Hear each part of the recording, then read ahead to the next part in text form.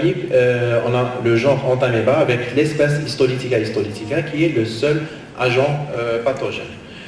Le mode de transmission aussi, c'est une maladie qui est liée au périphérical, donc c'est la contamination par des aliments ou de l'eau contaminée. Une fois au niveau de l'intestin, donc le kyste va se transformer en amibule, puis l'amibe va migrer au niveau du côlon. Et à ce moment-là, on va avoir deux destinées. D'un côté, donc, on va avoir une multiplication, formation d'autres kystes qui vont assurer le cycle d'infestation.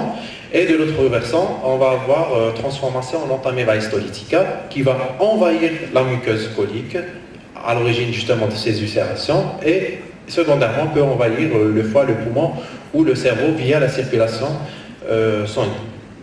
Le tableau de l'amibiase, il est très bien connu, donc c'est le tableau de dysentérie aiguë non fébrile, mais on doit signaler juste qu'il y a des formes chroniques et parfois même des amibiases extra-intestinales, principalement hépatiques. Le diagnostic en matière d'amibiase, on a aussi deux possibilités, soit la parasitologie des selles sur 3 jours successifs, j'insiste encore une fois, et là la sensibilité elle est meilleure par rapport, on a vu tout à l'heure Giardiase, la sensibilité jusqu'à 20-25%, là quand même avec une parasitologie on peut poser le diagnostic dans 85% des cas. Mais sinon on peut faire aussi la rectosigmoïdoscopie qui peut mettre en évidence des ulcérations muqueuses multiples en coup d'angle, ou encore à l'étude anapathe, des abcès amibiens en bouton de chemise qui est très en faveur d'une amibiase intestinale. La nouveauté ces dernières années, c'est qu'on peut utiliser d'autres techniques. On peut utiliser carrément une PCR dans les selles. D'ailleurs, il y a des dispositifs qui sont actuellement disponibles et c'est clair qu'avec ces dispositifs, la sensibilité elle est nettement meilleure, elle est au-delà de 90%. Pour le traitement de l'amibiase, là aussi, on utilise soit les amibicides tissulaires dans le cas d'une amibiase maladie, métronidazole, tinidazole, ornidazole, là c'est à une durée quand même de 10, moyen 5 à 10 jours. Mais sinon, on peut aussi utiliser le secnidazole en une prise unique. Donc cette étude démontre l'efficacité du traitement de l'amibiase intestinale par le secnidazole, qui est aussi efficace pour les formes aiguës ou chroniques. Et d'ailleurs, le secnidazole, dans cette étude, il a une supériorité par rapport aux autres 5 nitronidazolés, du fait probablement de la simple dose, avec donc meilleure observance et meilleure compliance au traitement. On passe au troisième cas clinique, et là c'est un homme de 28 ans qui vit dans un milieu rural. Il est déjà diagnostiqué pour un syndrome d'intestin irritable selon les critères de RAM 4 il y a une année, et qui vient consulter pour une diarrhée qui est apparue depuis 4 mois. À cette diarrhée, on a aussi des nausées, de l'anorexie avec perte pondérale de 5 kg. Et le patient signale aussi des douleurs abdominales importantes à type de crampe. Donc on a de la diarrhée, des douleurs abdominales à type de crampe, aussi une anorexie, une perte pondérale.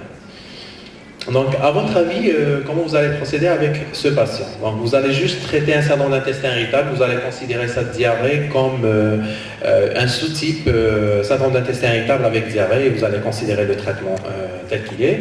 Ou bien vous allez faire une exploration paraclinique, car ces symptômes n'ont rien à voir avec son syndrome d'intestin irritable qui a été diagnostiqué. Ou bien encore, vous allez faire des explorations paracliniques, car même si ces symptômes évoquent une forme diarrhéique du syndrome d'intestin irritable, mais on doit rechercher quand même autre chose. Donc à votre avis, qu'allez-vous faire? C'est absolument.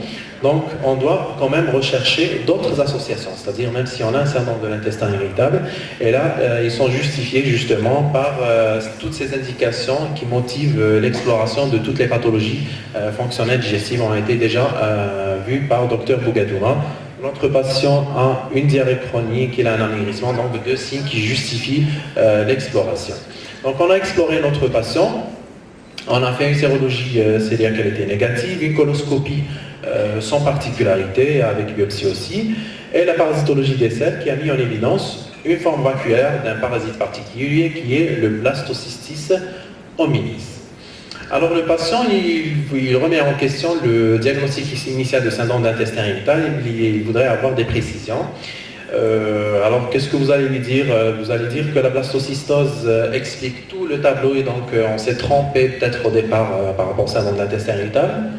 Ou bien vous allez dire que la blastocystose explique bien le tableau clinique, surtout chez quelqu'un qui a un syndrome d'intestin irritable, car l'association elle est fréquente. ou bien vous allez dire non, cette blastocystose c'est juste un petit portage et ça n'explique pas les symptômes, on est toujours dans le syndrome de l'intestin irritable. Donc en présence de blastocystose chez quelqu'un qui a un syndrome de l'intestin irritable. Et plus fréquent. B. C'est clair. Donc la blastocystose explique bien le tableau clinique actuel et vous allez voir après que l'association chez quelqu'un qui a un syndrome de l'intestin irritable, elle est quand même assez fréquente. Donc quel traitement on peut proposer pour la blastocystose? Métronidazole. Oui, c'est l'antiparasitaire qu'on utilise souvent. Le sécnidazole. Oui. Tinidazole. C'est un 5-nitronidazolé. L'azithromycine pour le traitement du parasitose. Non. Et le trimethoprim sulfaméthoxazole, le Bactrim, est-ce qu'on l'utilise? J'étais persuadé que je vais vous surprendre parce que dans cette indication, toutes ces 4 molécules marchent, à savoir le métronidazole, sécnidazole, tinidazole ou même le Bactrim. Donc voici un petit rappel sur la blastocystose qui est une parasitose un peu négligée par les praticiens, mais quand même c'est une parasitose qui est très fréquente, liée à un parasite qui est le blastocystis hominis. Donc ce parasite colonise principalement le sécom et le côlon distal, mais il ne propague d'invasion de la muqueuse. Donc la répartition elle est cosmopolite, mais vous allez constater que la prévalence varie d'un pays à l'autre. Par exemple, si on prend le cas du Japon, c'est 0,5%. En Malaisie, quand même, 60% de la population présente une infection par le blastocystose. Il y a une étude qui a été faite en France où on note une prévalence de 14% et j'imagine sous nos climats, la prévalence elle devrait être beaucoup plus élevée. Donc le réservoir du parasite, il est principalement animal. Donc pensez à cette parasitose chez quelqu'un qui est en contact avec les animaux, qui vit dans un milieu rural ou pour des professions à risque. Le mode de contamination aussi par voie orale, soit par contact direct avec des animaux contaminés, ou bien en consommant de l'eau ou bien des aliments souillés. Au niveau de l'intestin, donc le kyste va se transformer en plusieurs formes, entre autres la forme amyloïde, vacuolaire ou encore granulaire. Et c'est ces formes qui vont être à l'origine de la symptomatologie clinique. Donc fort heureusement que le tableau clinique, cette parasitose, elle est souvent asymptomatique, elle ne donne pas de symptômes, mais quand elle devient symptomatique, retenez bien ces 2 signes cardinaux. On revient, c'est les signes qu'on a objectivés chez notre patient, c'est cette douleur abdominale, un type de crampe associée à une diarrhée, d'ailleurs c'est les signes les plus fréquents, mais sinon aussi on peut avoir des flatulences, de la nausée, ou une anorexie, ce qui expliquerait peut-être après par la suite une perte pondérale. Je rappelle encore une fois qu'il y a plusieurs études qui ont trouvé une forte corrélation et une prévalence de l'infection par le blastocystose chez quelqu'un qui a un syndrome de l'intestin irritable. Donc pour les modalités diagnostiques, là aussi il y a 2 possibilités, soit c'est l'examen parasitologique des selles avec 3 échantillons successifs, ou mieux encore, ce qu'on peut demander maintenant, c'est les kits de PCR avec une meilleure sensibilité 2 à 3 fois plus importante. En matière de traitement de la blastocystose, il y a une règle d'or, c'est qu'on ne doit pas traiter le patient asymptomatique. Donc on ne traite que les patients qui sont symptomatiques. On peut utiliser le métronidazole, le tinidazole, le sécnidazole ou bien le trimethoprim sulfaméthoxazole. Et justement, il y a cette étude intéressante qui a comparé l'efficacité des différents traitements en matière de blastocystose. Et là, on note clairement une supériorité du traitement par sécnidazole, 83% de réponse thérapeutique versus 73% pour le tinidazole ou 55% pour le métronidazole. On passe maintenant au sécnidazole dans les Mickey. Là, vous savez très bien qu'une infection parasitaire, elle est fréquente chez quelqu'un qui a une Mickey diagnostiquée. Il y a cette étude qui rapporte une prévalence de 18% de l'amibiase intestinale chez les patients qui ont une Mickey. Et sans vous le cacher, une infection par par l'amibiase pourrait surinfecter souvent une Mickey en poussée, pourrait déclencher une poussée, voire mimer un tableau de Mickey. D'où l'intérêt justement chez les patients avec Mickey de faire le dépistage et de traiter convenablement par le métronidazole ou bien le sécnidazole. Dans cette étude très intéressante publiée en 2021, on voit quand même qu'il y a une nette prévalence de toutes les infections parasitaires, les protozooses.